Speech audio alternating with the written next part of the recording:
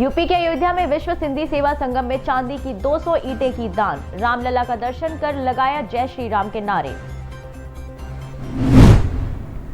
उत्तर प्रदेश के कौशांबी में deputy CM ने जिले को 625.31 करोड़ की दी सौगात। दिल्ली हिंसा का जनता की अदालत में होगा फैसला। उत्तर प्रदेश के शाहजहांपुर में चेकिंग के दौरान 3 आरोपी गिरफ्तार। अभियुक्तों के पास से अवैध असलहे बरामद। नमस्कार, मैं शाहीन, आप देख रहे हैं IPN भारत और अब खबरें विस्तार से। उत्तर प्रदेश में अब सड़क किनारे या हाईवे पर कहीं भी सरकारी और ठेका शब्द लिखा दिखाई नहीं देगा। शराब, बियर या भांग की दुकानों पर इन शब्दों के इस्तेमाल करने पर पाबंदी होगी। यूपी की योगी आदित्यनाथ सरकार ने शराब और बियर की दुकानों पर लगने वाले बोर्ड में सरकारी और ठेका जैसे शब्द लिखने पर पाबंदी लगा दी है। अब इसकी जगह पर दुकानदार बियर शॉप, भांग की दुकान और शराब की दुकान जैसे शब्दों का इस्तेमाल कर सकेंगे। आपको बता दें कि अभी तक यूपी में सरकारी शराब का ठेका, सरकारी भांग ठेका या सरकारी बियर की दुकान जैसे शब्दों का इस्तेमाल होता था। इस आदेश के बाद अब ठेका शब्द का ठिकाना खत्म हो जाएगा। मध्य प्रदेश के पूर्व मुख्यमंत्री दिग्विजय सिंह ने दिल्ली हिंसा पर बात करते हुए केंद्र सरकार को निशाना साधा। दरअसल MP के पूर्व CM महाकाल ने क्षेत्र में मीडिया से मुखातिब होते हुए कहा कि दिल्ली में 26 जनवरी को जो भी हिंसा हुई है, इसके लिए केंद्र सरकार जिम्मेदार है। कल आपने जो वीडियो देखा है उसमें 3 स्थान थे जहां से ट्रैक्टर रैली निकल रही थी। सिंघू बॉर्डर, दूसरा टिकरी बॉर्डर, तीसरा गाजीपुर बॉर्डर। सिंघू बॉर्डर और टिकरी बॉर्डर में कोई दिक्कत नहीं हुई, शांति से सब निकला। गाजीपुर बॉर्डर पे इसलिए दिक्कत हुई क्योंकि जो दिल्ली पुलिस ने रूट दिया था उसको उन्होंने बदल दिया और जो रूट पर उन्होंने बैरियर लगा दिए। जब उसमें विवाद हुआ तो आपने हमको कहा इस रूट पर खोलिए, उस पर पुलिस ने टीयर गैस चलाए, लाठी चलाई, उससे विवाद बढ़ा और वही कारण बना। दूसरा, आपने देखा होगा वहां के 2 महीने से जो लोग शांतिपूर्ण सत्याग्रह कर रहे हैं वो हिंसक हो नहीं सकते। इसमें कौन लोग शामिल हो गए? 15 लोग किसानों ने पकड़कर दिल्ली पुलिस को दिए हैं, उनका नाम उजागर होना चाहिए। उन सब के पास सरकारी मुलाजिम होने का आइडेंटिटी कार्ड मिला है। अब आप समझ लीजिए सरकार किसकी है। ये सुनियोजित, प्रायोजित षड्यंत्र था, एक नहीं है। कल आपने जो वीडियो देखा है उसमें 3 स्थान थे जहां से ट्रैक। उत्तर प्रदेश के अयोध्या में विश्व सिंधी सेवा संगम संगठन से जुड़े कई देशों के सिंधी समाज के लोगों ने रामलला के मंदिर के लिए चांदी की 200 ईंटें दान की हैं। आपको बता दें कि प्रत्येक ईंट का वजन 1 किलो है। दान से पहले चांदी की ईंटों से भरे बक्से सिर पर रखकर विश्व सिंधी सेवा संगम के लोगों ने जय श्री राम के नारे लगाए और रामलला का दर्शन भी किया। वहीं कुछ लोग रामलला की शाम की आरती में भी शामिल हुए। इस दौरान विश्व सिंधी सेवा संगम संगठन भारत के अलावा नेपाल के साथ साथ कई देशों के सिंधी समाज के प्रतिनिधि कार्यक्रम में मौजूद थे। इस दौरान बीजेपी के पूर्व विधायक विजय जौली ने कहा है कि अयोध्या आने पर 1992 की घटनाएं मस्तिष्क में चलने लगती हैं। पूर्व विधायक विजय जौली ने कहा है कि 28 साल के बाद वो फिर अयोध्या आए हैं। 1992 में लाल कृष्ण आडवाणी और मुरली मनोहर जोशी के साथ भारतीय जनता पार्टी में युवा मोर्चा का पदाधिकारी के रूप में आए थे। अब एक बार फिर 28 साल के बाद प्रभु ने अपने चरणों में बुला लिया है। इस दौरान विश्व सिंधी सेवा संगम संगठन से जुड़े कई देशों के लोगों में रामलला के प्रति इस प्रकार की भक्ति देखी। श्री राम जन्मभूमि तीर्थ क्षेत्र ट्रस्ट महामंत्री चंपत राय भी भाव विभोर हो उठे। उन्होंने कहा कि ऐसे लोगों की भक्ति और निष्ठा के कारण ही आज हमें रामलला के मंदिर निर्माण का सुखद अवसर मिला है। 28 साल के बाद मैं आज अयोध्या आया हूँ। 6 दिसंबर 1992 को लाल कृष्ण आडवाणी जी और मुरली मनोहर जोशी जी के संग भारतीय जनता पार्टी का, तब मैं युवा मोर्चा का पदाधिकारी होता था, लेकिन 28 साल के बाद प्रभु श्री राम ने मुझे अपने चरणों में विश्व सिंधी सेवा संगम डॉक्टर राजू मनवानी के सौजन्य से और राष्ट्र स्वयंसेवक संघ के प्रचारक आदरणीय इंद्रेश कुमार जी के सौजन्य से आज जो हम यहाँ पर एकत्रित हुए, ये वास्तव में भव्य फीलिंग है। 28 साल पहले का वो वक्फा आज भी मेरी आंखों के सामने एक चलचित्र के रूप में चल उठता है जब मैं प्रभु श्री राम का वंदन करता हूँ। और ये बहुत बड़ा सौभाग्य की बात है कि पूरे भारत के सिंधी समाज ने स्वयं अपने प्रयासों से प्रभु श्री राम के चरणों में जो 200 चांदी की ईंटें आज अर्पित की हैं माननीय चंपत राय जी को, मुझे लगता है भारत का जन जन, चाहे कोई सिंधी है, चाहे कोई मुसलमान है, चाहे कोई ईसाई है, चाहे कोई सिख है या किसी भी संप्रदाय को मानने वाला है, ये सच्चाई है प्रभु श्री राम के चरणों में दुनिया के सभी धर्मों के लोग आज भी नतमस्तक होते हैं। 28 साल के ट्रैक्टर परेड में हुई हिंसा के बाद कृषि कानून के खिलाफ आंदोलन कर रहे किसान संगठन बैकफुट पर हैं। किसान संगठन ने 1 फरवरी को प्रस्तावित संसद मार्च स्थगित करने का ऐलान किया है। सिंधु बॉर्डर पर पत्रकारों से बात करते हुए किसान नेता बलबीर राजेवाल ने संसद मार्च स्थगित करने की घोषणा की। उन्होंने कहा है कि अगला कार्यक्रम अगली मीटिंग में तय किया जाएगा। किसान नेता राजेवाल ने सरकार पर साजिश के तहत आंदोलन में फूट डालने की कोशिश का आरोप लगाते हुए दावा किया है कि किसानों ने शांतिपूर्वक आंदोलन किया है। उन्होंने कहा है कि गणतंत्र दिवस की ट्रैक्टर परेड के लिए हमने 5 रूट तैयार किए थे। इसे बदनाम करने के लिए एक ने पहले दिल्ली के अंदर प्रवेश करने का ऐलान किया और यह भी तय किया कि हम लाल किला जाएंगे। गांधी जी की हत्या के दिन पे सारे देश में किसान आंदोलन की तरफ से जनसभाएं की जाएंगी और एक दिन का अनशन रखा जाएगा।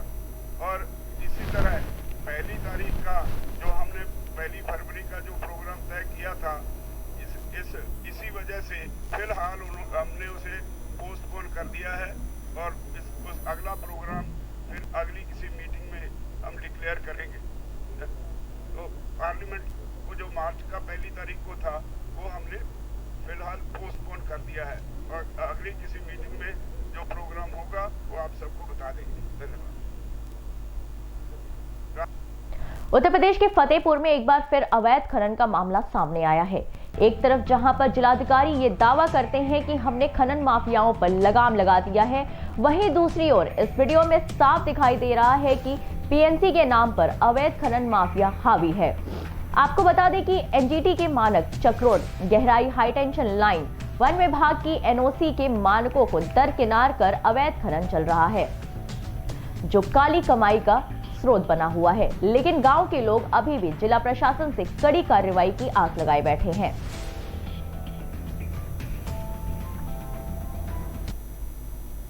उत्तर प्रदेश के कौशाम्बी जिला मुख्यालय में डाइट मैदान पहुंचे डिप्टी सीएम केशव प्रसाद मौर्य ने डिप्टी सीएम ने 625.31 करोड़ की कुल 101 परियोजनाओं का शिलान्यास और लोकार्पण किया।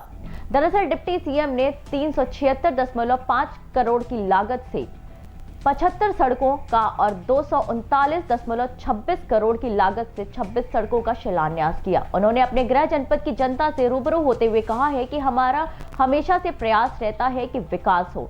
इतना ही नहीं, उन्होंने विपक्ष पर हमला बोलते हुए कहा है कि पहले जो सड़क बनती थी वो कल उखड़ जाती थी, लेकिन आज ऐसा नहीं है। मीडिया से मुखातिब होते हुए उन्होंने कहा है कि दिल्ली में 26 जनवरी के दिन राष्ट्रीय पर्व का अनादर करने वाली जनता की अदालत में हिसाब होगा, चाहे वह सपा करे, कांग्रेस करे, आम आदमी पार्टी करे या बसपा करेगी। इस मौके पर राष्ट्रीय मंत्री और कौशाम्बी सांसद विनोद सोनकर, जिले के तीनों विधायक संजय गुप्ता, लाल बहादुर, शीतला प्रसाद पटेल, प्रयागराज शहर के उत्तरी विधायक हर्षवर्धन वाजपेयी और जिला अध्यक्ष अनीता त्रिपाठी भी मौजूद रहे।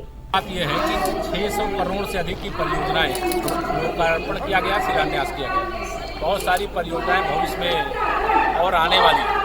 मेडिकल कॉलेज का निर्माण भी हम लोग प्रयास कर रहे हैं कि त्रिस्तरीय पंचायत चुनाव की आचार संहिता लगने से पहले शुरू हो जाए। और विकास की जो गंगा है वो तीव्र गति से आगे बढ़ती रहे और आने वाले समय में कौशाम्बी औद्योगिक दृष्टि से जो पिछड़ा है तो औद्योगिक क्षेत्र में भी विकास की दृष्टि से आगे बढ़े, इसका भी प्रयास। यूपी पंचायत चुनाव कब तक होने के आसार हैं? यूपी पंचायत चुनाव कब तक होने के आसार हैं? आ जाएगी सूचना, तैयारी होगी। माननीय जी दिल्ली में पहले होगा कि बाद में होगा? बोर्ड एग्जाम पहले पंचायत चुनाव होगा कि चुनाव के बाद? सूचना आ जाएगी। इस निर्णय अखिलेश यादव ने कहा है कि भाजपा कसूरवार है जो दिल्ली में किसानों ने इतना उपद्रव किया। इसकी सजा जो भी कल की दुर्घटना और कल के हमला और कल के राष्ट्रीय पर्व का अनादर करने वालों के द्वारा जो कुकृत्य किया गया है उसका समर्थन किसी भी भाषा में, चाहे कांग्रेस करेगी, सपा करेगी, बसपा करेगी, आम आदमी पार्टी करेगी, उसकी सजा उत्तर प्रदेश और देश की जनता आने वाले समय में जब जनता की अदालत में आना पड़ेगा उनको उस समय दिया जाएगा। माननीय जी कौशाम्बी में सड़कों का जाल तो बिछा हुआ है, लेकिन कुछ ग्रामीण अंचल की ऐसी सड़कें हैं जिस तरफ कोई ध्यान नहीं दिया जा रहा। मैंने बताया 800 करोड़ से अधिक की परियोजनाएं प्रस्तावित हैं, उसमें ग्रामीण क्षेत्र भी है और नगर क्षेत्र। पिछले समय मैंने कहा आलोचना में मैं विश्वास नहीं रखता, काम करने में रखता हूँ। पिछले समय सड़कें बनी नहीं थी, कागज में दिखी थी, लेकिन उनकी स्थिति बहुत खराब हो गई थी। वो कैसे सब हम ठीक कर सके इसका हम प्रयास ये है कि उत्तर प्रदेश के मुरादाबाद में एक बार फिर खाकी की गुंडई का मामला सामने आया है।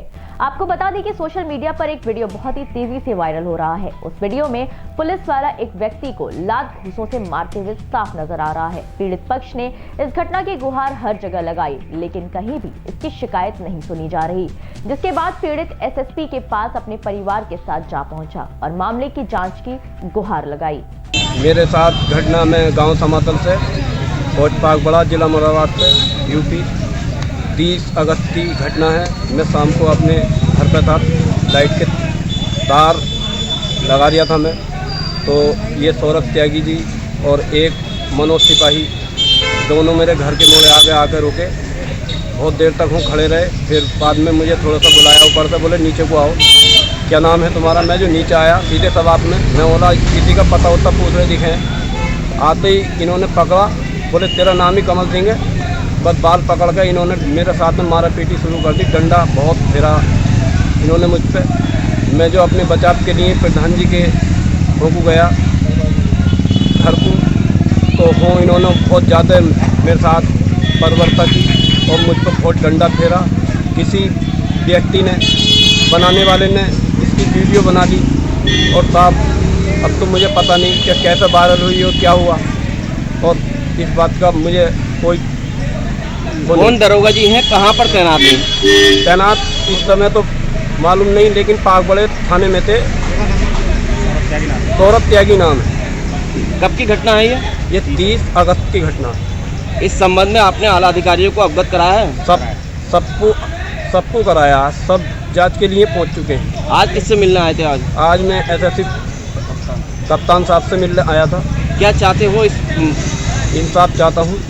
अच्छा, जो वीडियो वायरल हो रही है वो आपकी है? हाँ जी, मेरी वीडियो है। उसमें जो दरोगा जी हैं वो कौन है? वो सौरभ त्यागी हैं और मनोज सिपाही हैं। क्यों मारा था, क्या वजह रही थी आपको? कोई वजह नहीं, उन्होंने आज तक कोई मुझे वजह नहीं बताई, नहीं कोई उनके पास कोई प्रूफ, नहीं कोई मेरे खिलाफ कोई उनके पास सबूत। जहाँ ये घटना हुई है वो कौन सी जगह है? वो ये घटना प्रधान जी के मोड़े आगे के बिल्कुल जो मौजूदा प्रधान है गांव के। क्या नाम है प्रधान का? प्रधान जी का नाम इजाबुल प्रधान। प्रधान से आपने कही थी इस बात को? प्रधान से लॉकडाउन का समय था, सब अपने अपने घर पर थे, लेकिन कोई भी बचाने नहीं आया। कितना समय हो गया होगा इस घटना को? घटना को लगभग 30 अगस्त की घटना मेरे साथ। उत्तर प्रदेश के मुरादाबाद में संदिग्ध व्यक्ति और वाहन की चेकिंग में पुलिस ने 4 आरोपियों को गिरफ्तार कर लिया है।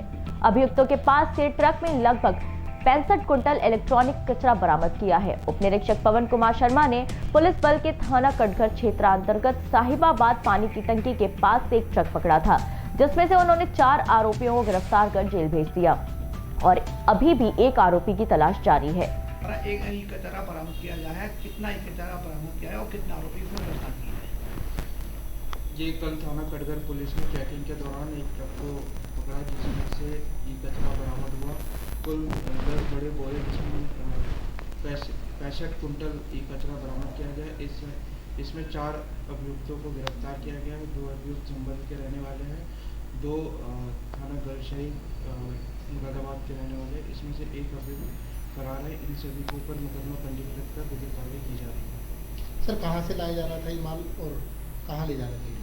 अभी इसमें इन्वेस्टिगेशन की जा रही है, जो भी तथ्य सामने आएंगे उसमें विधिक कार्रवाई। एक इकतरा बरामद किया गया है, कितना इकतरा बरामद किया है और कितना आरोपी इसमें गिरफ्तार किए हैं? ये कल थाना कटघर पुलिस। दिल्ली में किसानों के उपद्रव को लेकर जहां कांग्रेस ने सरकार और पुलिस को जिम्मेदार ठहराया, वहीं भाजपा ने किसान नेताओं के बयान, कांग्रेस नेताओं के ट्वीट का हवाला देते हुए कहा है कि कांग्रेस ने किसानों को उकसाने का काम किया। केंद्रीय सूचना प्रसारण मंत्री प्रकाश जावड़ेकर ने कहा है कि यह पहली बार नहीं हो रहा है कि कांग्रेस इतनी घिनौनी राजनीति कर रही है।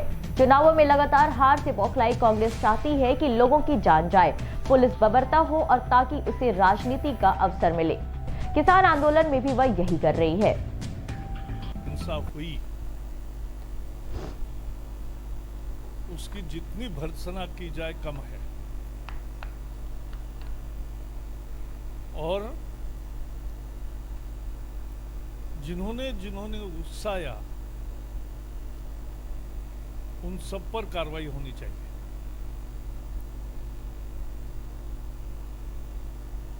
जिस तरह से लाल किले पर तिरंगे का अपमान हुआ, वो अपमान हिंदुस्तान सहन नहीं करेगी।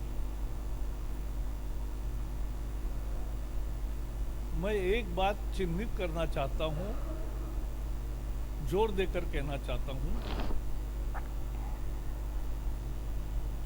कांग्रेस ने लगातार उकसाने का काम किया किसानों के आंदोलन में। पंजाब में उनकी सरकार है।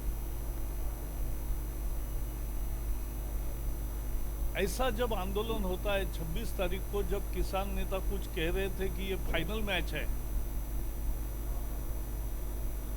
तब पंजाब सरकार को पंजाब से निकलने वाले ट्रैक्टरों पर निगरानी करके जो हैबिचुअल क्रिमिनल्स है उनको प्रिवेंटिव अरेस्ट करनी चाहिए थी, नहीं की।